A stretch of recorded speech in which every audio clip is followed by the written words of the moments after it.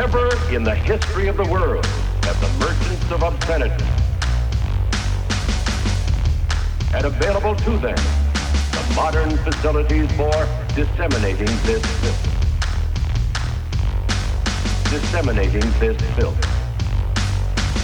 The onslaught of the communist masters of deceit. Bingo. Common. Slutz. Bingo.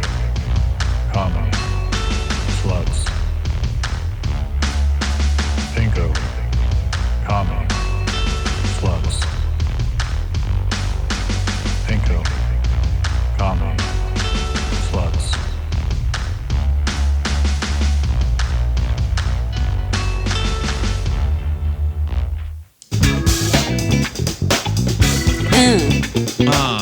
Pinko commie sluts. Yeah, welcome. Okay, hold on. This is B.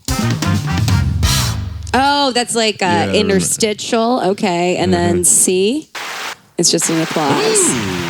That's nice. I'm gonna start applauding my points more. That's good. And then, and then a rim shot. And then there's like I can switch more in there, but we're not doing it right now. Yeah, the first one kind of sounds like a set piece that would be a basis of a joke, and Tom goes to the mayor, where like the mayor would be like, "Ooh, Tom, what's that funky beat you're listening to? Play it again, Tom. You were." Yeah. Ooh, Tom, I didn't know you were. Oh, we put some stank on it. Well, stank. Well, you know, looking Mayor, for I'm looking to raise money for my cancer-ridden child. Oh, Tom, that's a great idea. I'm doing something a benefit. absurd that you didn't say. I'm doing a benefit with this funky beat. Okay, we're gonna do a spec script to bring Tom Goes to the Mayor back to television. Tim Heidecker, Call us. Tim and Eric, next year's new featured players on SNL, I think, guys. Tim and Eric, I also am from far away from Philadelphia, but like kind of close. Yeah, that's what defines them. Also, yeah, so it's you, it's Tim and Eric, it's the guy who made Meet the Goldbergs. And Hall & Oates. And Hall & Oates, and Tina Fey. Well, it's Upper Darby is pretty close, she's well within. Yeah, she's well within her realm there. Right, to tell people from outside of the East Coast, she's from Philadelphia. Yeah, but Goldberg's legit. Also, they shout out that one place that is technically in New Jersey that has a great cheesesteak, and they put it on a poppy seed roll, which I've had, but I can't remember. Okay. It's good though. Don't know what you're talking about. Where's it from? Oh, because you don't eat meat, so why would you care about a cheesesteak? Steve, do you know what she's talking about? I don't live there anymore. Were you ever into cheesesteaks? Also, you don't eat cheese, right? Well, yeah, now I think we don't. got a dietary situation. I'm the most oppressed person with my lactose intolerance. I'm going to start that. You're a what person? I'm a lactose intolerant, oppressed person. You're oppressed by that? I'm oppressed by it. Well, I mean, hate to burst your bubble, but there is discourse in this area. I know. I'm joining it. Great. Well, I've been oppressed by my weak-willed stomach that can't hold lactose. Yeah, I am of the belief Steve has not tried hard enough. So, there's that. What I need to join is the Remnant Church. To tell me how to eat. We watched a movie about a thing that did a thing. Steve, please. It's a mini documentary about the Remnant Ministry. Is that what it's called? I would call it a docu-series. A mini documentary implies that it's a short documentary video. All right, a mini series where it looks into a cult that is based around. It's a church that turned into a cult about weight loss. And the general premise was the more you lost weight, the closer to God you were. And as Bunny will be able to speak to this more in full, it dealt with a cult of personality, a general you can't do this without authority, and It's not the most fun cult you'll hear No. about. Definitely. Yeah, it's a more mundane situation, but the visuals, however, Yeah. are highly worth it. The leader of this weight loss church is a lady whose was a hair. lady. Well, spoiler alert. yeah. She didn't get a sex change. She's dead now. She's dead now. Oh well, now we Well, could have left she that had open ended too. She had a life Jeez. change. Yeah, she had a She life transition. she transitioned into. She transitioned into being in a plane that's. in the Guys, it's sky. October. That means her ghost is right here, Correct. right now, with She's us in on the an room. astral plane. Hold on, let me tune into her. She says, "Oh, it's real mean about Well, all of our bodies." There's a lot of skinny people also where she is right now. I'm gonna start doing seances where I'm like, "Oh, guys, I can't even say what this ghost is saying. It's inappropriate. Yeah. They're from a time, but I can't." There's a lot of skinny people around me, That could be- and Surprisingly, very critical of You know, Steve. that could be your sort of specialty act. Like you have like comedian magicians, but yours would be like comedian seance / ghost tours. Yes, this is actually a thing I have a working document about in my Google Drive. Oh, okay, cool. A little bit. I am. thanks for blowing up her spot. No, not at all. Thanks for bringing it up and allowing me to flesh it out. I have a couple ideas in this area. One We would, didn't prep this ahead of time. Not at I all. just guessed Bunny did this.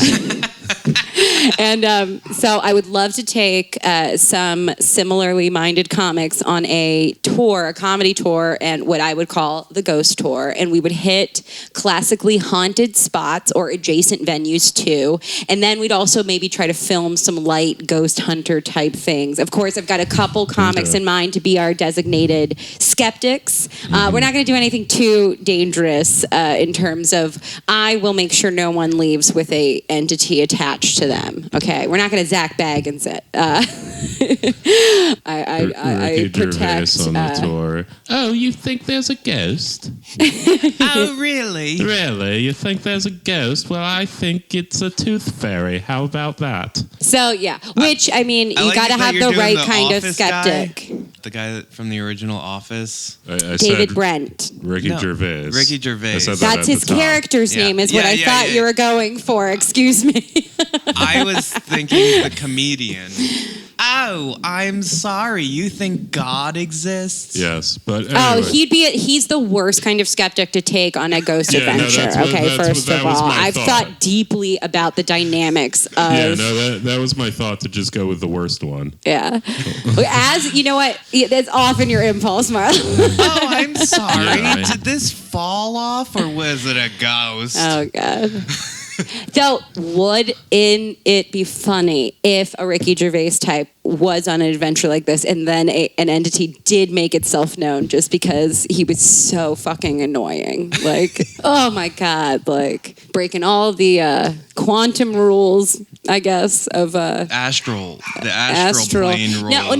No. A quantum's appropriate if we're talking about a trans-dimensional sort of many worlds idea of ghosts, which some people do that's like. how it works. Well, Gwen, whatever her name is in the room right now. I've been told. And you would not believe how big her hair is on the astral plane, guys. It is just crowding this whole room out.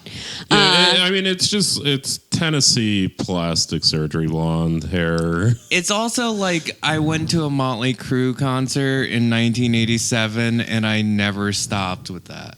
Yeah, just it I looks like a respect mop. it. This is one of the things I really respect about Guinevere. I like it when somebody's got a name like that, and I don't even bother to learn what the actual full name is. Would it blow your mind if you find out it's a wig the whole time? I mean, there's either a bump it or two in there, or there are some pieces for sure. Some tracks, some clip-ins possibly. Yeah, I don't know. I really wish I could have gotten close to it. But now you're closer to it now than you'll ever be. Mm-hmm. She hates this podcast, you guys. I gotta tell you, the ghost of Gwen, the leader of the Fatty Be Gone Church. She does not like our podcast. If you're not thin, you're full of sin. Though a lot of people are channeling her because this is recently out. So that's one positive thing, is that she can stay very skinny. She's practically invisible, but she can be in many places at once. My favorite thing was how she maintained both being the matriarch but absolute patriarchy. Well, it is fun in a Christian-y scenario, like how that plays out, you know, and then how a means of control is her telling the other women how they have to obey their husbands. But ultimately, a lot of these ideas are coming from her. Sometimes you see this dynamic with like a mother and a son and a you know what I mean, kind of thing. Oh, really?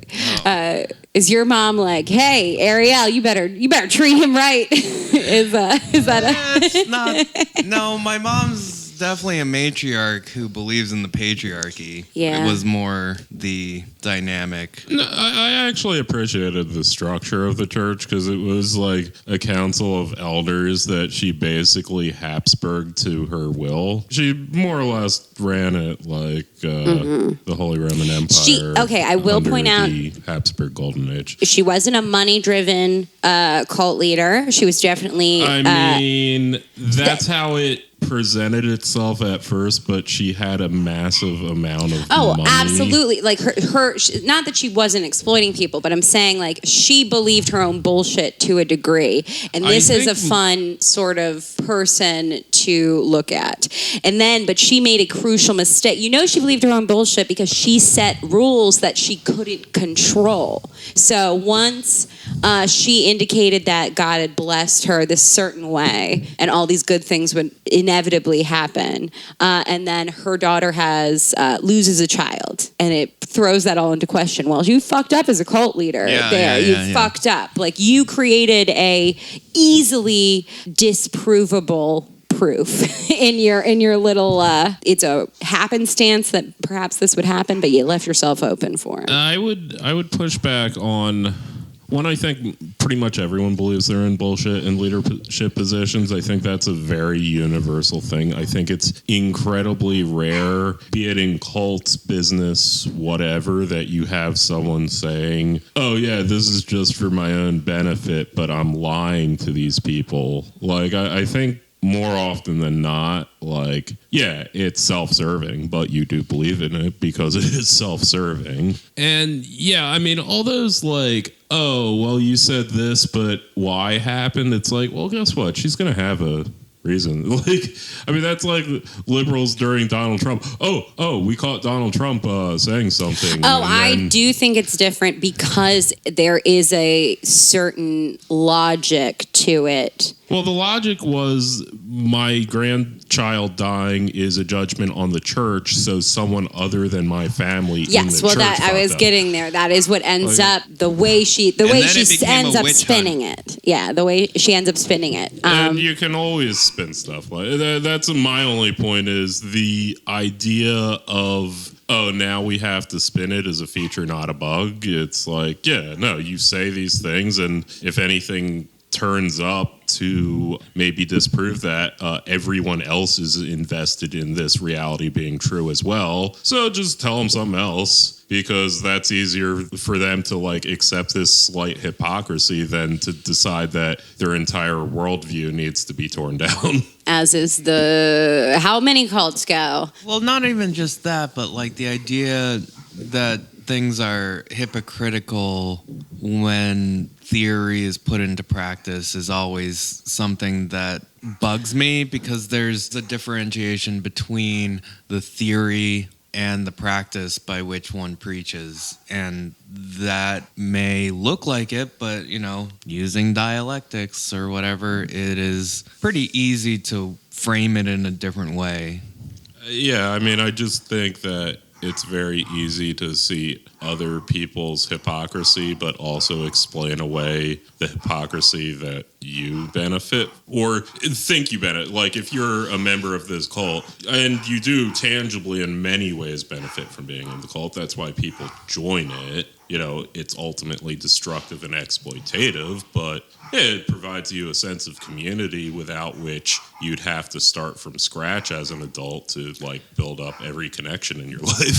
They literally like had an Amazon city Yeah. that they built, except it wasn't Amazon. It was just a church city where they had an all-inclusive. They had doctors that would work with you. They had social practices. Your life was regimented, and if you don't have direction in life, I just think it's so funny. There is a copious amount of time spent being like, well, this is about like Southern Christians and like we understand the Bible a certain way, and how like I guess this community was like somewhat vulnerable in a specific way, but or what she was saying resonated specifically, because of that. But I do think it's interesting, like the kind of people for whom like a church community is like, I allow these people to be invasively involved in my life. well, that's just the price of like losing your love handles. Yeah. You got a demon on you, and your demon is living in them love handles. You got to get rid of that demon. I do like the idea, to me, like a very boring idea of demons where they're like, primarily I am concerned about making you like smoke a cigarette and like eat too much junk food. Like, I'm evil. Like, Oh yeah, that's a like chick tract classic where like there's literally a demon going, man, this church is boring. Wouldn't you rather watch that big game of yours? You sports lover, you. yeah. Which is something that is particularly, to me, like just a very chick tract, very like American Christian, like, oh, you want to do a fun thing instead of this objectively less fun church or Jesus-centered thing? Like, and how there's all this like value heaped on like choosing to do the like less enjoyable thing. Well, that was getting to my point, I think, in an earlier episode, where a lot of the Protestant mindset that I grew up in, unlike the two of you heathens, was the idea that abstaining from something brought spiritual fulfillment. Yeah. And that it isn't something that you can just go into a confessional and confess to. It isn't something that you can say a prayer about. It's something that you have to actively abstain from so that you don't go to hell. Because no amount of confession and no amount of like prayer can absolve you of doing that thing. Yeah, I think that's the biggest difference is that like in the church I grew up in, there really isn't that big of a barrier to salvation. Like, you don't have to. It's weird because theoretically they would actually describe it as the opposite. Like, if you want to get into the Protestant position, is salvation is just believing in Jesus Christ. Yeah, it is as simple as just feeling bad about your sins and legitimately asking Christ for forgiveness. Yeah, weird fan fiction they made up. But as opposed to using wizards. But that's It's like, well, excuse me, traditionally founded in tradition wizardry. but Yeah, the distinction pagan that I tradition. want to draw is that yes, you're correct, and that the only thing you need to is a very thin barrier between yourself and salvation. But all the things that came with it are the performance of being a good Christian. But I would argue that there's a concerted effort to remove the idea of anything pleasurable from this Yeah, 'cause this you're picture, gonna go to hell. which is not something that's not something that is a pagan value of like Western Europeans that precedes Christianity that they figured out how to like force through it. See, I in my always thought opinion. it was the opposite. Was that the pagans loved the pleasure and that they went and that's a very Christian narrative, right? Later Christian like the idol worship and the like dancing and yeah, I'm saying like the framing of it, like Okay, so part of it is really just the individuation of Protestantism versus the communism of other religious movements, other Christian movements, but other religious movements generally. And you just, I mean, essentially with Catholics and Orthodox, you actually can offload a lot of the work to the ecclesiastic structure that exists and the community, whereas in Protestantism, it is decidedly your job to be repentant, and it is which mirrors is sort of like the work ethic thing. Yeah. Right. Like, I'm not it's disagreeing. As I said before, it's a very Enlightenment attitude of, yes, it is your job to rationally and enlightenedly have this, figure out how to be okay with God. Which is ironic because, on the other hand, you do have this super communal religious movement that we observed because literally, as you also said, it was all regimented and you were completely cut off from society for this society. So, interest dialectics, I don't know. Yeah. I agree with that, and there's like an inherent contradiction to that isn't contradictory when it's put forward in like an ideological standpoint.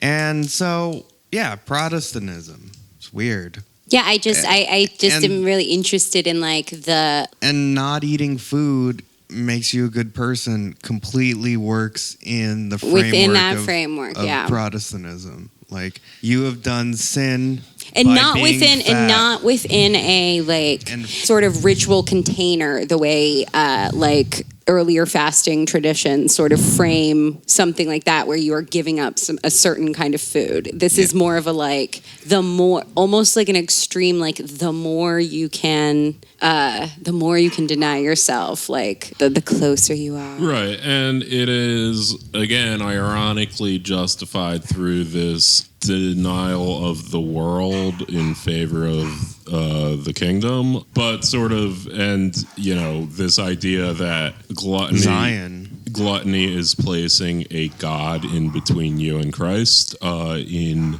contradiction to the commandments, would be the structural justification, and arguably, and I think this is actually probably a little Nietzsche point, but arguably the fetish of denial itself sort of becomes the idol that gets worshipped. Oh, yeah. So, and the more you consume the denial, the more denial you want. Mm-hmm. So anyway, and that's why they're heretics who will burn in hell forever. Well, it's why they're, killing children. That's another thing that that's another aspect. The disobedience of children directly reflected on like how holy you were, so that there was this pressure to punish children using extreme means, and they killed some. Killed at least one, like during church service, like they put a kid in a box and like slammed the cover on his head, and it's just like so aggressive, and like to me it's just such a weird like rage kink Ouroboros, this whole thing, this like denial thing, but then like allowing these expressions of like rage and like how it all gets channeled into this punitive energy. Oh yeah. Which I think is something is a broader American problem, how horny society is here for that justice. Punitive, and not justice, punitive energy. People don't care about anything being fair. They just want to make sure. I meant justice in their terms. Like, they believe that the justice sure, they'll call served. it that, but it's, the focus is on punishing, or the perceived lack of punishment where it should be. Do you think that there was a belief, because I come across this a lot in Protestantism, the belief in the purity of children and this sanctifying these perfect God's creatures, and then if they talk out of turn or they disobey authority, then they're like destroying their own purity in a way, and that's sort of a driving factor because these people are all about purity, both seemingly racially in some ways, but also in terms of like moral purity. Certainly the concept of purity is a huge preoccupation, and it is, it manifests in the, mundane diet stuff, and in all these things, and in the ideas that like being favored by God means like everything's perfect for you, and the mundane diet stuff as well as new age diet ideas and organic and things like that as well. Is what? Is also a reflection of the ideas of purity. Oh yeah, absolutely. And then we get into the orthorexia, like the just whatever the framing is of what's clean to consume, whatever those metrics are, like that becomes the obsession. Where the real fundamental like thesis of all these things is that like your inherent self is sinful or full of toxins or dirty or besotted by demons or parasites, right? That you've got to like do this work, and they really love the idea like it'll get harder before it gets easier. Yeah. It'll get worse before it gets better. They love that. They are coming all the time to this idea. It's just like and then it just feels just so sad to me too, though, to like fixate so tightly around, like of all the cults to be in the weight loss one. Yeah, which is not uncommon in America to be in a weight loss cult, but this seemed to wed the religious aspects of Protestantism with weight loss cultiness pretty seamlessly. Take it back to sort of us Southerners have a certain understanding of the Bible, which I did laugh at that because the guy contrasted that to if you grew up in New York or Boston. Yeah, and I was I was just like imagining it was the like 18th take because he kept saying Jew York.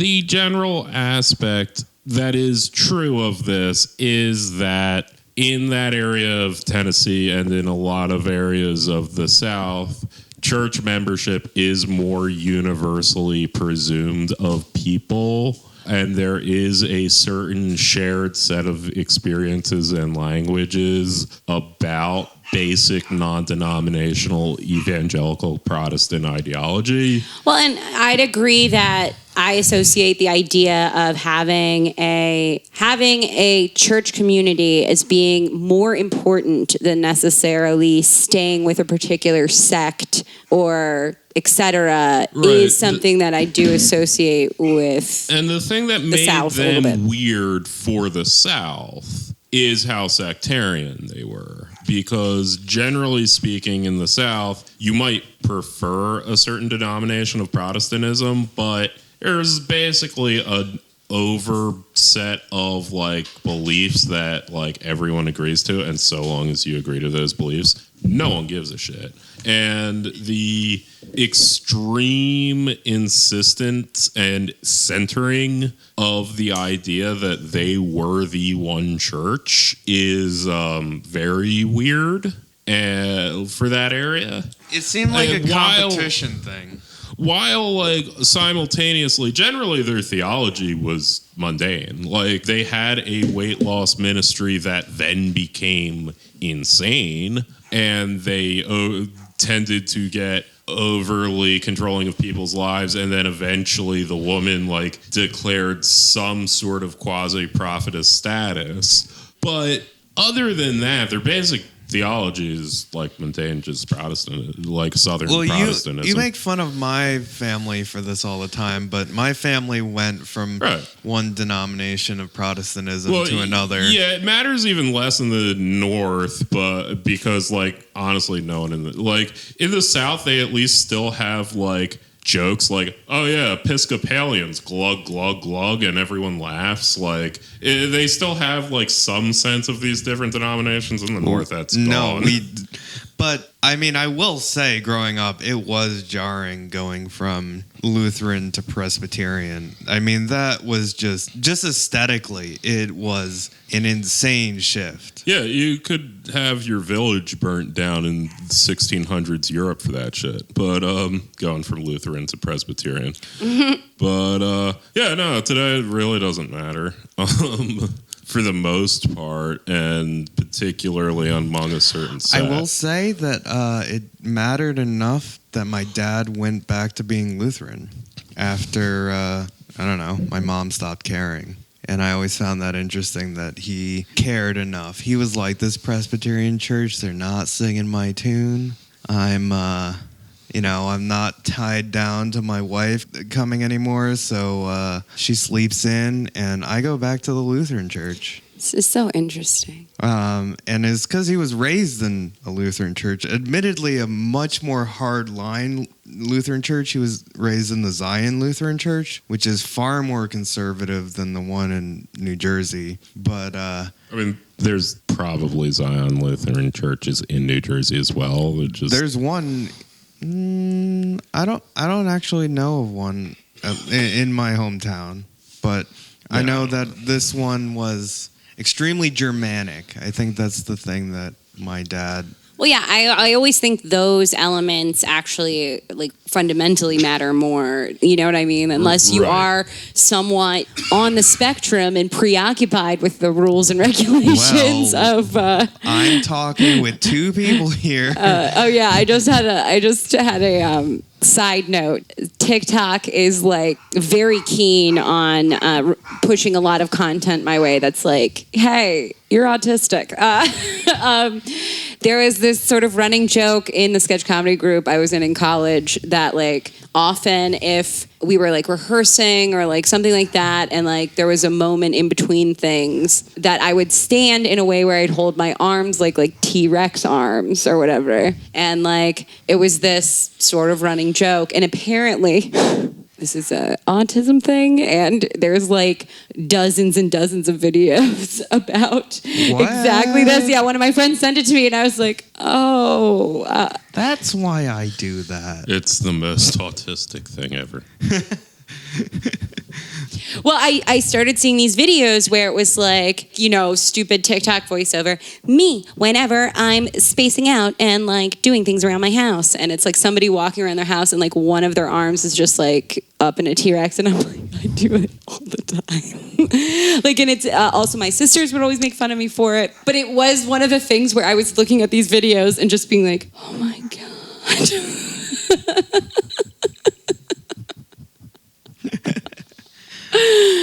So yeah, but yes, I think for most people it's about really some sort of inarticulate cultural precepts that like are familiar or more comfortable for them in those spaces. Yeah, no one actually who attends a Presbyterian church knows theologically how they're different than Lutherans. That's not true. They know culturally how they're different. I mean, it depends on how much you've gone through, like, the extra confirmation and the, like, how much you engage with the pastor about theology will definitely highlight some differences. Because I got lectured by the pastor about Calvinism. And that's the thing with Presbyterian is they have that. You know, and then I remember when we were getting confirmed and we went to see the Christ movie. What's the Passion of the Christ? The Passion of the Christ. And my my lecture afterwards was how Catholic the movie's symbology was, and then showing how a Calvinist perspective differed from a Catholic theological discussion about the Passion of the Christ and what that would look like differently and why it would be different and how much symbolism in Catholicism is geared towards the blood and the worship of Mary, and how in Presbyterianism we don't have that, and here are the reasons why. And if you went through these, because they had all of these classes after church, and if you were engaged with the church, then you do have some theological understanding of why we are the way we are as opposed to those other churches. Okay, fine. The Presbyterians are a bad example. No one can tell the difference. You named them. Yeah, well, okay, because the Presbyterians' whole thing is we're Calvinists, but we're never going to actually do anything about that. And the whole time I thought they were like, you read Calvin and Hobbes? Yeah, well, anyway, no, I was just trying to think if I could name all 5 of the tulip points off the top of my head. I think I can. But anyway, no, okay, so no one can tell the difference. No one who goes to church knows the difference between Methodists and Lutherans. I'll say that, and I'll stick to that. Except for fucking weirdos who went to school for that. I couldn't tell you. Lutherans are way different. Culturally, just aesthetically. Yes, culturally, And- 100%. And definitely Which, to There's- Bunny's point, that is actually what matters. their sermons are completely different, which is why my dad went back to them. And the only place you really get theology in the service is in the sermon. I think it's those things. Though I do find it interesting. There are some Americans who will kind of go from church to church to church, like with, you know what I mean? It's a commodity. It's a thing you can buy. It's a thing you can, like, choose because there's a marketplace of them. I mean, I would also venture to say that mainline Protestant churches across different technical denominations share more in common with each other than they might with their evangelical counterparts in the same denomination. I would say that. I would say that there's certain overarching, both theological but also a lot of cultural things that are more controlling than the technical denomination for a lot of American Protestantism. With exceptions, you know, Jehovah's Witnesses are weird. Seventh-day Adventists are weird. LDS is weird. Like, they're very much their own thing. But there's like a set that is kind of similar. Fair enough. Speaking of Christians, Well, there was one in this show. well, I just want to first start out with Duterte is gone. He's retiring. Did you hear about this? No, I did not. Yeah, Okay. Duterte is retiring. And Grimes was reading the Communist Manifesto, Yeah. walking around as you do. That's what you do when you walk around dressed as a Dune character. Yeah. Yeah, I feel like- walking and reading a book is not a thing. It is if you're I also like that Doing a photo session. I also like that she was like, LMAO, like these headlines. I just thought it would be funny to troll. Anyway, yeah, I'm not a communist. It had some good ideas, but I'm more of a, what did she say? UBI based on crypto and gaming. Yes, she's a yanger. But it was like more, and then it's like the forms of government that I find really exciting haven't even been implemented yet. So I just welcome the day I can get into a fist fight with Grimes. I would pay to see Have that I ever heard a pay-per-view. Grimes song? I don't know. I have. Yeah, I have. It's not anything you would like. Yeah, you Yeah, I wouldn't mean, like it. I literally had We not can heard. listen to one after. I had not heard of her before the Elon Musk thing. Before they announced their relationship a few years ago at the Met Gala. Yes, I did not know who that was. Yes. Well, she was sort of a lefty favorite, I think, because she... Okay. And so the dating Elon was a betrayal to that? I see. Am I getting this narrative it was right? like she had been very, and I don't think especially explicitly leftist or like just kind of lightly anti-capitalist, but in a very like she's very avant-garde and is kind of like up her own ass in a way where Is it Very like up sort her of own like ass. the online left-wing Death Grips fandom? Yeah. but I also think she's a little bit like I'm a futurist and like Yeah, a possible transhumanist and like Right. things I would- along these lines. I would say she's more of like, I'm an outside thinker kind Like- of lefty. Like I'm a cyber anarchist or Yeah, like it something sound- where I mean, it's it a sounds- fucking Xenofeminism. like a nonsense. Well, But I mean, let's not besmirch the name of Sadie Plant. No, that was a good example. But, what we want her to be. Yeah. Hey, Grimes, if you're listening- it sounds kind of Bjorky. Yeah, it is very experimental artist, wants to get some notches on her clout, and so she... Yeah, like whatever. I don't.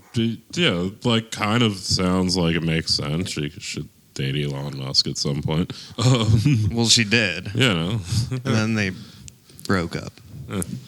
they're still kind of living together, but Christ. But you in know. different wings of the house. Or he's just spending so much time with the space stuff and whatnot. Working. So, I mean, and look, I am familiar with this space, and I'm familiar with like the edge of it she occupied that made her like a target of Elon Musk's. Because he basically just slid into her DMs and whatever. And like, I don't know, if I was like just some like sort of like alternative pop star of whatever, and a billionaire was like, I think you're really cool. well, and also, I mean, I don't know. I'm like, I'll give her like the human aspect of like convincing yourself. I don't know, maybe like whatever. yeah, and also like, I would give credence to the fact that like, I would not be mistaken. Hey Grimes, it's me and your DMs. Like, I would not. That was like a Jamaican. I don't know. I'm trying to. I'm It's stretching me, out my. I'm Grimes. trying to like stretch out All my right, Elon Musk. I want to make a sort of a more caricature. Hey, listen it. You're gonna sell me and your diamonds to the DMs. bears. No, I don't know how a South African boy Hi, sounds. Grimes. South African. South African. African. Hi Grimes. Yeah. Hi Grimes. It's me, Elon. Elon. I think you're an anime princess.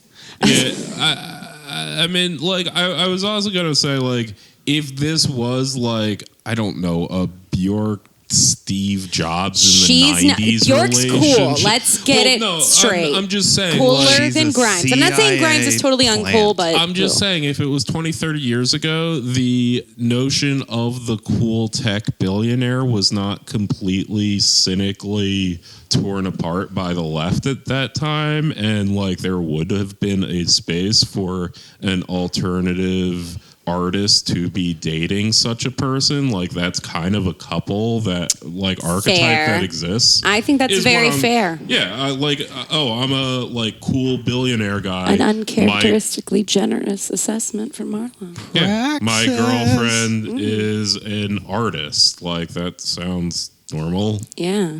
Well, yeah, and we all get why Elon Musk would want to, capture this one for his Pokeball of baby mamas. He has 7 kids, maybe 6 or 7 children. Well, that's because the British boar breeds much like an animal. What? The boar, the South African, African. the Afrikaan, The South African. is known to have the moral structure and breeding habits of dogs. And That's thus, scientific. yes, it's well known. But Yes. Though as a little bit of just a trashy take, Elon Musk is famously estranged from his father, who is a very egregious cad, Yeah. and has recently had a pedophile. child with a woman that was his stepdaughter at one point. yep. Okay. So Yeah, a real Elon's Woody like Allen Elon's kind of like, situation. I'm better than that. That, Give me a break. God damn it! I gotta That find was out Elon Musk. that was and it was like a Scrooge that McDuck. was actually okay. that was an Australian. I mean, I gotta refine it, guys. It's no don't know how Melania to for do me, a which South comes very African intuitively. accent, you do an Australian accent. That's what you actually should do because it's close enough. If you can do a New Zealand accent, I say it's like an Australian Bond villain, basically, is what it sounds like to me. I can recognize it. I can't really do it. the only thing I know is the E Everything is like tinny Yeah, African. Yes. Yes. No, it's more like a Yes. yeast. Yeah. Yes. See, then we're getting almost To New this. Zealand Kiwi. Yeah, well, that's my point. It kind of sounds that way. Yeah. Well, Yes. Anyway, Speaking so we of watched vaguely Squid Game. Elon Musk. Wait, Squid Anti-capitalist. Game. Squid Squad. That's my squid sound. Squids are a favorite animal of mine, and I was sad because I thought perhaps a giant squid was going to be a part of this at some point. Womp, womp, womp, womp. We need this. Spoiler sound. alert, it was not.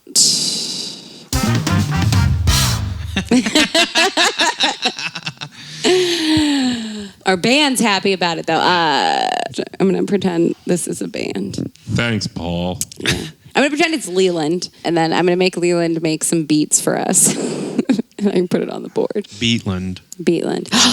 That was really. She's going to tell. Whoa, I want 20%. At 20%? Jesus Christ, Of Steve. Beatland Incorporated. I think going rate is 10 for that. Well, Or it's on the honestly. record. It's on the record. Anyway, so who wants to talk about Squid Game? Squid Game. It's on everybody's mind. We Everyone's watched watching it. It's a it. series from South Korea. It's about people who get wrapped up in a game. The classic tropes of being in a sort of game to the death. It's kind of like Hunger Games, but Or for- Battle Royale, I but guess, for though an it doesn't older give me. audience. I love Battle Royale, and this is like a different thing for me. It reminds me more of Saw with Yeah. Yeah, I mean, it's not torture porn. It's actually not terribly graphic for the most part. I wouldn't say. It depends on who you're talking to. I don't think it's terribly graphic, but somebody else that you suggest this to, that you're like, well, okay, what happens? Why are these people in this game? So 'Cause we they're find out poor. all of the people are there. They've been sort of put to sleep and woken up this giant game venue, prison-ish place. And it turns out they all owe massive debts. That is the tie that binds them all together. All of them are debts. There's that one girl who like murdered her dad and then just got released from prison and immediately recruited. Like they're all just desperately poor and have So nothing. the idea is also that you'll play this game and you could win a bunch of money. It is not immediately disclosed what happens to you if you are eliminated. So once they play the first game, which is red light, green light, Yep. it soon becomes apparent that when you're eliminated from the game, you're eliminated in real life. Which is, I want to shout out a comedian friend of mine who has a joke that's what dating apps are like for women. That You die in the game, you die in real life. That's good. So anyway, shout out Liz Norman. So yes, and then it becomes pretty terrifying in terms of the stakes. there's 456 of them. That yes, and And- as they are eliminated and killed once they lose these games, more money is added to the pot that A can be. literal piggy bank that is hanging over everybody's heads, fills with cash that keeps getting Which that's dumped very in. like 90s Japanese reality game show Yeah, style. like it is tropey as all hell. You'll like recognize things if you watch other Asian cinema or like South Hunger Korea. Games or Battle Royale. Well, or- which arguably Hunger Games is directly influenced by themes found in Battle Royale. yeah, sure. And I mean, like, yes, I also saw Battle Royale before Hunger Games, and I think Battle Royale is better than Hunger Games. Extremely good. Yes, agreed. But also, like, you know, the concept of gladiators. This is like, I'm not gonna. Oh no, I just mean like in anyone of- particular, Suzanne Collins, who wrote Hunger Games, Right. was directly influenced by Battle Royale. Well, I mean, the guy who wrote this, I did briefly read, was basically saying, yeah, I was basically homeless living out of manga cafes, which is like a thing. And I was reading Battle Royale and I wrote the script. So, like, yeah, he's also very... Well, the Hunger Games woman did actually, I believe, famously say she didn't know about Battle Royale until after she wrote Hunger Games. Yeah, that's like Coed and Coam. No, it's like Coed and Cambria never listening to Rush. Right, and I appreciate more simply saying, yeah, I was poor and like homeless. And this is, I mean, Battle Royale, to be and clear, script Suzanne that's Collins was a TV and film writer. She worked. That was before she wrote these novels. She was absolutely aware of Battle Royale that came out in 2001.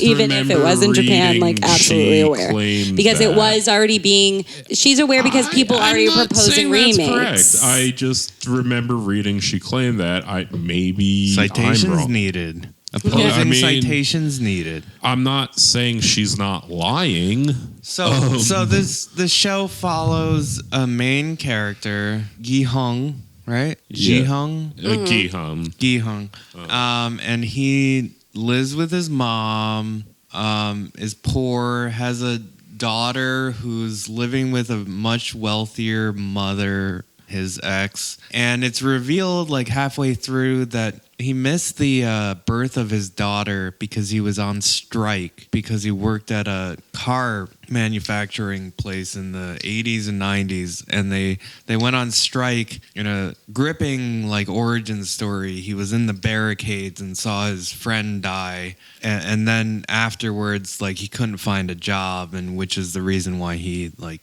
went into debt, turned to gambling, kind of became desperate, and that's who these people targeted, were desperate people more than anything else. And I thought that was interesting because it kind of went into some of South Korean history, a little bit of like the current way in which South Koreans think of their history, and that was sort of present. Also, we got to talk about the North Korean lady as well. Oh yeah, and also the Pakistani dude. Pakistani. It definitely dealt with those questions a little bit, although everyone else was presumably just South Korean. The main impetus for this guy was like a union strike, and then everybody's in debt. So like the unions were busted, everybody's in debt.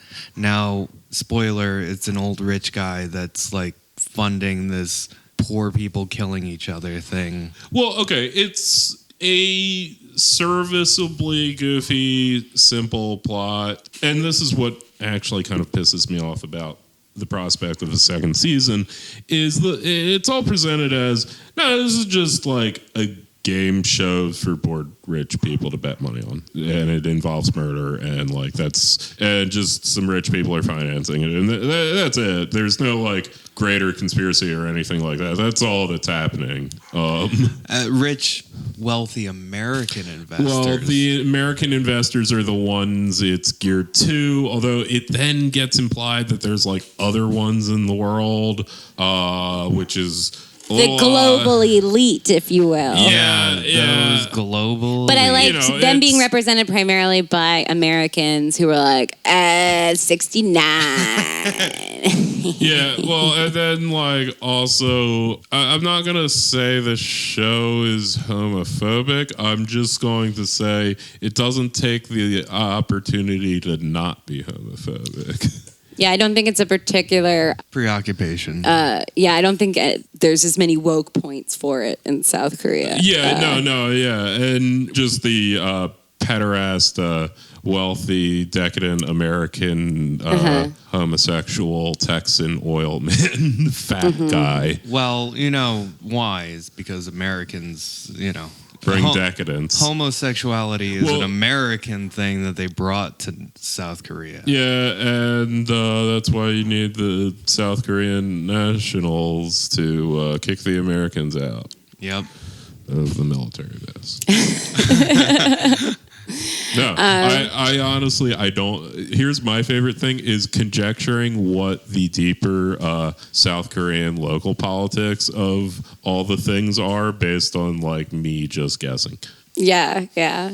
I'm for a second season because I'd like them to just become like a little more cheesy and just like our main character is abandoning his child, spoiler alert, seemingly to go hunt the architects, the remaining architects of this game. Yeah, the thing I that would like the pisses me- future games to include a K-pop star, like who's fallen on hard times. Yeah, because she was seen like holding a dude's hand in like someone's invasive fucking picture that got posted on the internet. But it went so well to just like say like, oh, here's the guy who started it. He's dying now. You get to talk to him in his last moments of life, and he'll give you his side of it. And that's it. That's what you're getting. That is probably more than most people would get in terms of closure about all this. There's no reason for you to then storm. I'm going to find you guys. You found him. You found him. There's nothing you can do about it. Excuse me, Marlo. There's a reason, and it's so I don't have to be a father to my child.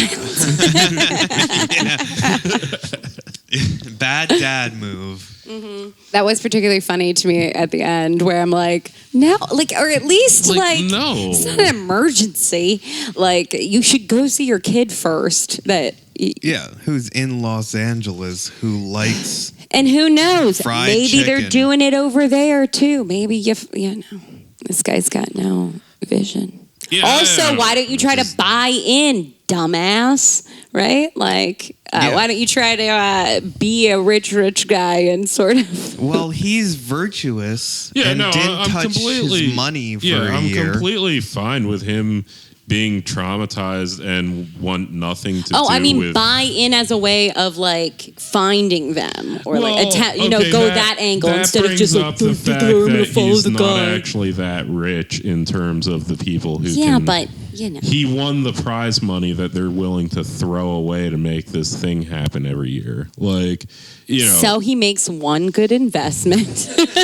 Yeah, except it doesn't work. Like, you have $38 million, or in Korean money, the highest number in the world. But yeah, you have $38 million heirs, and then the Working Texan class pederasts who get to like watch Koreans get shot playing children's games, and those are different tiers. And I feel like the show kind of makes that clear. Yeah. It has to be American investors because numbers don't go high enough that a Korean person could have that much money. Well, okay, there's 1,100 Korean won to the dollar. It's very clear that the person who wrote it was resentful of the fact that America basically controls South Korea. I mean, I think American interests definitely. My understanding that South Korea is basically a satellite nation for American interests. I mean, they wouldn't see it as that clear. It is its own country, but yes, of course, it is tied up very much, and in many people's eyes, to their detriment to U.S. interests. Yeah, I mean, I would say that the movie has a less nationalist and a more holistic class, like just insofar as this is being driven by Korean wealthy people who are, doing this, sure, for American investors, and also, I mean, the guy said his friends at the end. So, I mean, I don't think it's... The global elite. I think there is certainly that element of American imperialism from the perspective of South Korea in there. I don't know that it's the central, I would say. Well, you brought up a good point yesterday when we were talking about it, how we as Americans keep getting these vaguely anti-capitalist things, but they have to be from South Korea for it to be okay. Well, you have two Bong Joon-ho's, so I don't know if it's really a bigger trend. You have Parasite, the one, and Snowpiercer. The people who have seen Snowpiercer, which I guess also is a series on Netflix that I'm never going to watch. Is it good? Yeah, I like it. Okay. Maybe I'll watch it. I don't know. I heard that it changed the movie's plot completely. Is that true? That what? Snowpiercer, the series. Oh, yeah. No, it's like... It removes the central kind of message that... And it ends up being I don't know. I didn't see it, so I'm asking if it is like a cop in the back of the train that ends up like quashing the rebellion. I don't even remember now. I definitely didn't watch it like thinking about it from this lens. No. So, But like Parasite definitely is probably my favorite movie in the last many moons. Yeah, I mean, and that movie has a more nuanced and interesting. There's something to be said. I do love Snowpiercer as just a stupid kind of martial artsy action movie for socialists, but yeah, it's kind of But stupid. why do you think that we keep getting South Korean imports and they just keep getting blown Well, up? I mean, again, I'm afraid of like saying that because I have like 3 examples right now. I mean, it was the best picture of the year. Yeah. And this is slowly becoming the biggest Netflix series since Queen's Gambit, which is something. Yeah. And I keep going back and forth whether or not it's only okay for Americans to watch foreign media that makes points that American media can't make. I think it should also, if we're going to approach this, we should also acknowledge the fact that most people don't give a shit about any of this who are watching it. Well, yes, that's I mean, it's a pop culture thing that's interesting. Yeah, I mean, and you know, whether it speaks to some like downstream, you know, subtle, like a zombie movie speaks to whatever you want to throw ideologically on top of that. I would say it's easier to ignore in Parasite because it was much more subtle as a message goes, but this was pretty explicit about who the bad guys were, why they were fighting. Parasite presented a drama that arose from capitalism. It didn't present a virtuous worker versus the evil capitalist. This is a thing that people. the virtuous worker who's also a degenerate and a gambler. Yeah, no, this is, Parasite was, this is a thing that's happening. This is a thing people are going through. These people have good qualities and bad qualities, and they are reacting to this situation. It's such a good movie. Yeah, no, Holy shit. it's a wonderful movie, but it is not a Aesop's fable of this is what this message is.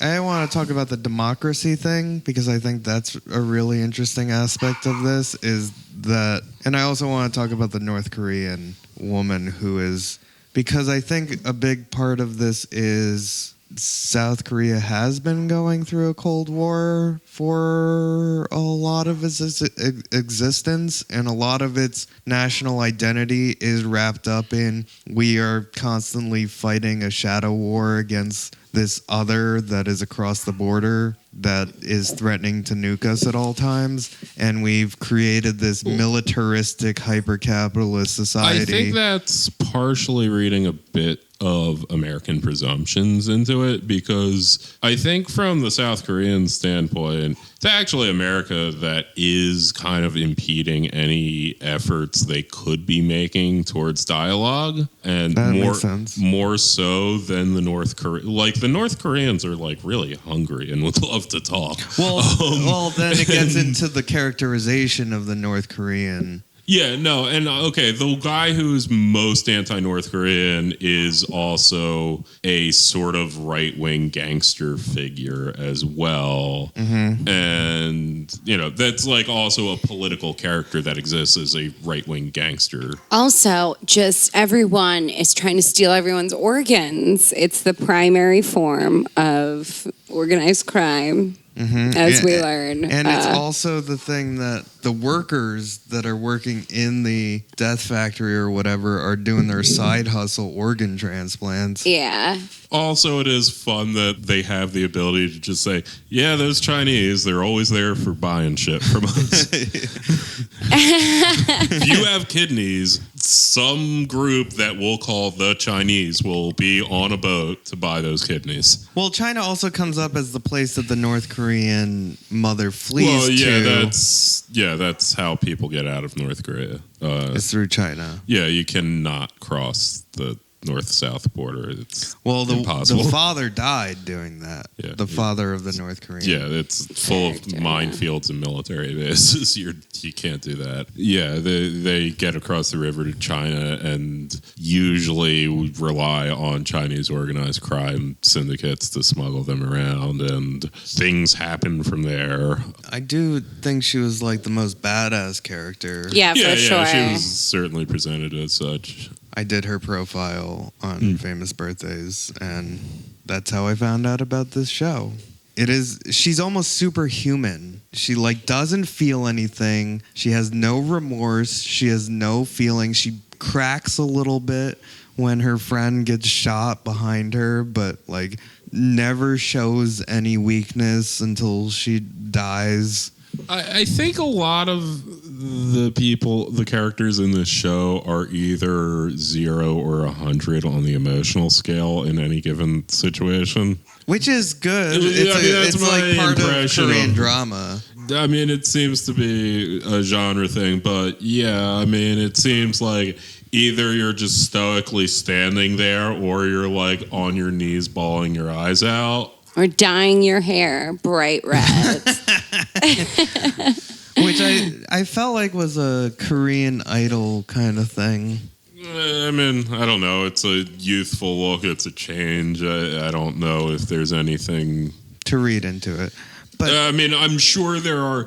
Well, like, okay, so like the gangster who like calls her a communist bitch and shit. It's like, yeah, I mean, it's sort of like watching, The Sopranos, and Meadow brings home a black kid and Tony reacts, and it's like, are we saying like, oh, all Italians are like that? But no, we know. Yes. Yes, we are. But, yeah. But no, like we know Hey, the Meadow. North Jersey Italian dad I love who is Steve's like this. idea of what happened in that episode. Why you bring home Why you the bring black- home this biracial man? Why you bring home? Yeah, no, but I mean, like we as Matt bleep that out, and also like mute Steven for like 5 minutes. No more until, improv for you. You're done. Steven. We can't do any improvised slurring, I'd say. Okay? Against only non-whites. against yeah. If it was all about Against gabagools, like go for Italians, Greeks, Poles. fucking Against Albanians, against WOCs. Lithuanians, WOCs, WOPs Yeah. of color. But anyway, it's speaking to this as a character type that people in the culture know about and understand what it's pointing to is all I'm saying. Yeah, I mean, she's definitely badass. She's ruthless. Why wouldn't you want her on A your team? thieving pickpocket. Yeah, a thieving pickpocket who just knows how to survive everything. Mm-hmm. Why wouldn't you have her on your team? Oh, right, because she's a girl. Mm-hmm. Pinko, Kami, Slutz. That's right. She's our character. Yeah, she's our character. Yeah. She's every one of us. Mm-hmm.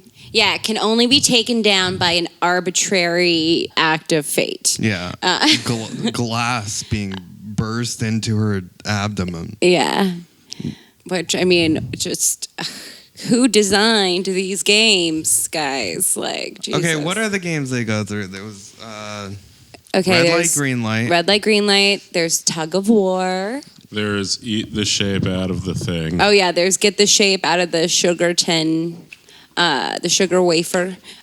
Which is extremely Korean. I had no idea that was a these thing. are all like they had a lot of what were clearly Korean playground games, which again I feel like Did they? They could have just been fucking with us, and they're all laughing about us believing all these made up. This is what stupid Americans think of Korea. It did appear that. I mean, don't season pick the 2 umbrella. that would actually be the obvious way to go is season 2 to just like make it all American games. So you got like Red Rover, Tag, Ooh, freeze tag. Ooh, you could do some fun shit with freeze tag.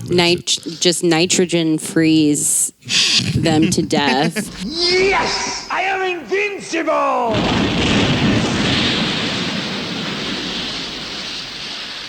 Oh, that'd be really cool. Just like freeze them and then like shatter them. Tag. Hell yeah. Well, yeah, I said tag, but like maybe a capture the flag thing. What did I do? Just a scavenger hunt of some sort. Yeah, I think we're like moving away from playground games. Magic the Gathering. Camp games. Yeah, I think we're like quickly losing sight of it. Yeah, no, that was my favorite when they had like marbles, and I'm like, yo, do Koreans like actually play that shit? Okay, yeah, there was marbles, and then there was what's the glass stabbing stone bridge. That's my favorite one. Yeah, that was like the most like video game one. Well, that's the other thing is it was very Fall Guys. A lot of it was, I will say, that's a game that exists. And then the eponymous Squid Game, which Right. seems to be like a baseball. I think it looks kind of like Red Rover, but I wasn't like totally following. They explained it in the first scene of the first I know episode. they did, and I wasn't really paying attention because I didn't think I'd be quizzed on it in the last scene of the last, the mid scene of the last episode. Yeah. Yeah, no, next time I guess I'll pay attention when they explain the rules of Squid Game. It's like a sort of a baseball without any balls situation. Where there are different but rules also depending full on like kind of what contact. base you are, and the field, so to speak, is like squid shaped. Right, a stylized shape that is a squid in their culture. But I don't. Well, there was also a like full contact element to it that was made clear. But you know how I kind of wish baseball worked, where it's like you can just punch someone and stop them from getting to the next base. Yeah. I think that would be a better way for baseball to go in the direction. It's like it's like XFL, went the way in NFL should have gone. I think we should I've have had a few like sports ideas. I had one that is like adventure golf, where it's essentially like the hole is like 200 miles away from the tee, and you have to like take backpacking equipment and like navigational shit with you, and it's like a month-long expedition to hit the ball in Is the hole. this just because you watch the? No, It seems like I a don't. survival game. This seems like a good idea for when there's a communist revolution and we make the Like, each team- gulags and all the rich people, we make them do a game like this where they like Each team- reforest the I'm nation. sorry, Donald Trump.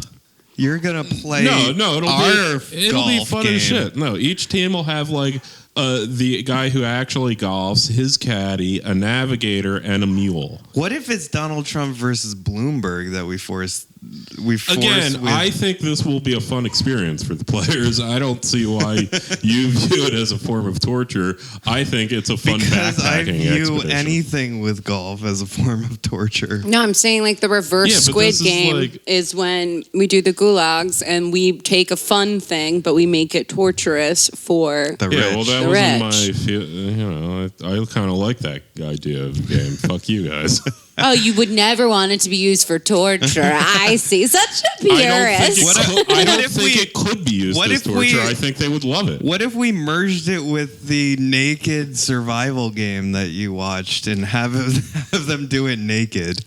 Yeah, naked and afraid style. and Easy Afraid makes it torturous.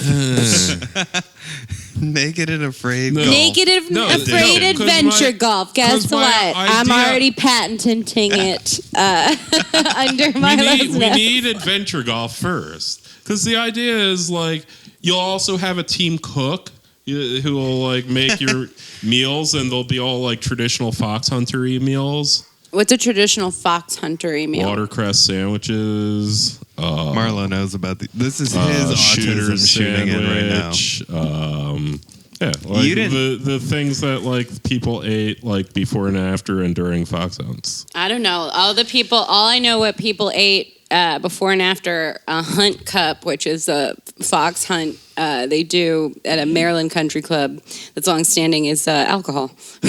Oh yeah, like a bunch of you'd be drinking a lot too. Like this is gonna be awesome, dude. What else? I just think it's hilarious that you don't see how easily you could flip the switch to torture with this scenario. Yeah, Well, golf, and I've been offered too many times by people to go out and play golf, and I refused because I find it extremely torturous as an activity. I do not understand how people get pleasure out of it.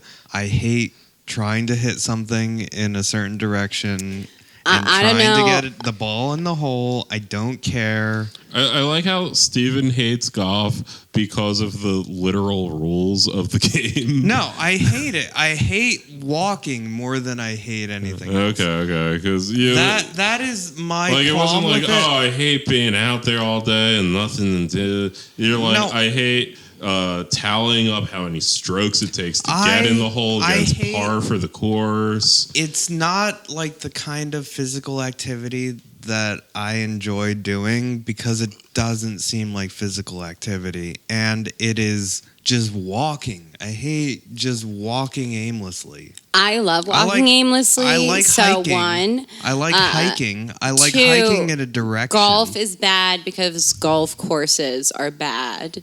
That's and there's, if the game of golf existed upon the natural fucking flora, Adventure golf. if that did exist, it'd be one thing. But these contrived spaces Just that across hog the up all entire this Gobi water, Desert. often in the driest places. They've got fucking golf courses, absurd.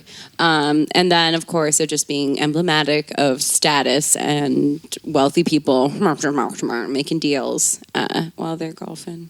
And not letting ladies play, and then ladies' boobs getting in the way of them swinging golf clubs and everybody laughing at them. Wow, this sounds like a personal It's story. actually, personal story that needs to be told. It's actually a plot point of an episode of, I believe, the Jessica Simpson Newlyweds show that was on in the early 2000s. Oh, hell yeah. On MTV. Tell me about her boobs. Her boobs were too big, and she couldn't swing the golf club right. And actually, if you have big boobs, like the way they tell you to hold the golf club, it's a little awkward. You have to kind of adjust for the tatas. But I don't like golf because I don't like anything that I need a stick to play. And then it makes me paging Dr. Freud. it makes me really uncomfortable. The only sport I ever played to any degree was basketball. No, I mean I had to learn all the other sports a moderate amount in high school. But boring. Oh my god. Yes. It's so boring. Jesus is just hit a ball in a direction and then just walk to the ball. I hate doing that. Yeah, you just described golf. Always get in the rough, and then it'd go in. See, the but I don't have any problem. Yeah, I mean, find it, yeah, I don't know. And it's If there are Sounds people like out there you're who bad at truly golf. find it fun, I have no qualm with the finding fun of any sort. I guess. Wait, that's really open-ended statement. But golf is for boring people. I think baseball too. Similar. No, I like boring. baseball. I do not. It's standing around. No, baseball's fun waiting to on watch line. in its lackadaisicalness. It's the perfect American sport. I will say that. You eat all these foods, and then you can tune out, tune back in. I will say it is the perfect American sport because it is something that people can do and not pay attention to, or as spectators don't have to pay attention to. They can just literally look at the board to tell you the score at any time, and you'll know what happened. You don't even have to watch the game. But some people like to watch the game, and some people like to yell at the players. And throw Yeah, food at them. I think you can. I don't like baseball or golf for that matter. I think you can get an appreciation of the game by watching it, though. Contrarian Marlowe coming through. Right, I'm defending people who like things. Because Yeah, what's happening? Oh, it's Mercury retrograde. Woo, woo, woo. That is what. Do a sound. Yeah. Soundboard. Oh, no, hold on. God damn it. That's right. Mercury retrograde. Thank you. It's been lovely. I know. Yeah, it is Mercury retrograde. But Next on, it's Audio Slave. yeah. So Squid Squad. It was Squid Squad. Squid Squad. That's what I want to call this episode. There's a lot of killing. Yeah, like, I don't know. A lot of people die. It's kind of like Battle Royale. I didn't think it was like Battle Royale, like it in terms of. I mean, it's fucking miserable. Like, Yeah, I it's don't so wanna, much. like, It's not as it's get away from that. much Like, more miserable than Battle Royale. No, it's fucking miserable and a chore to watch. But like, it's whatever. It's fine. But you like movies or shows that are miserable. Yeah, sure. Yeah, whatever. Yeah, that was okay. Oh, that was fun. Happy times.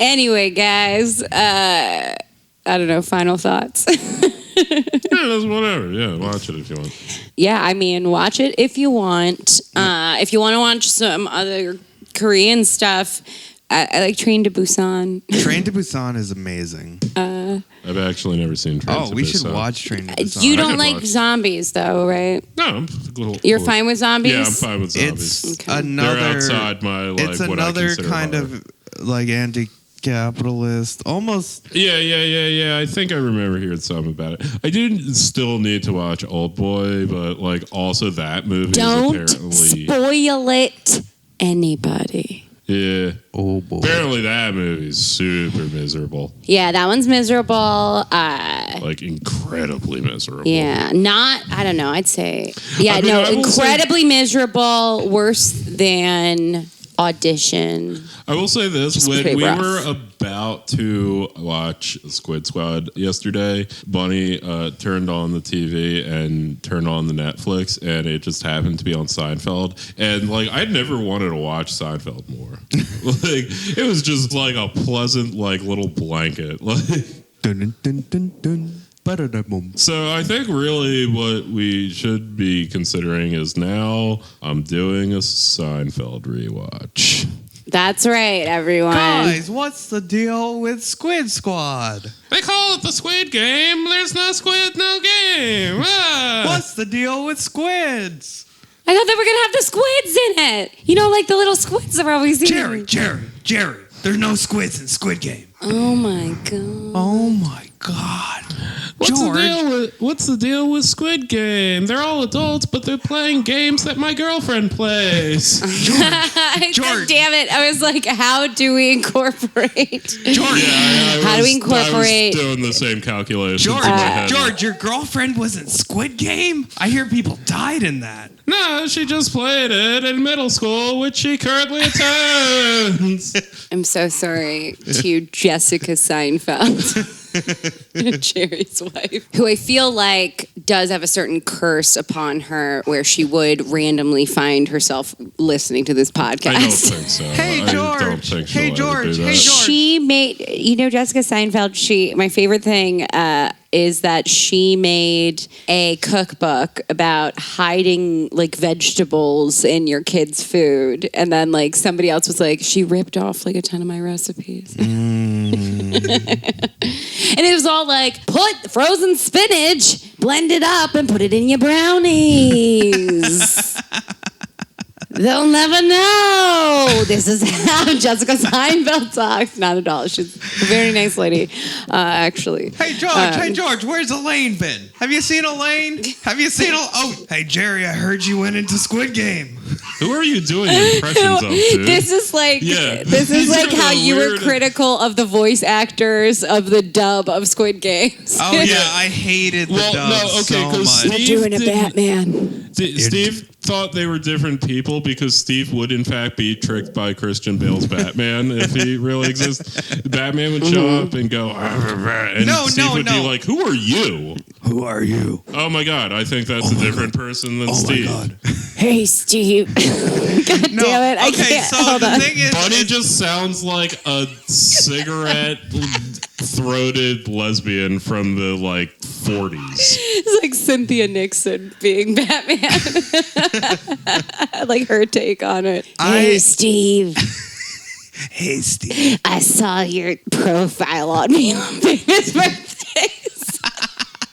I like that Batman would be mad that you wrote something inaccurate in your profile of Batman for famousbirthday.com in this universe where we coexist with Batman. Yeah.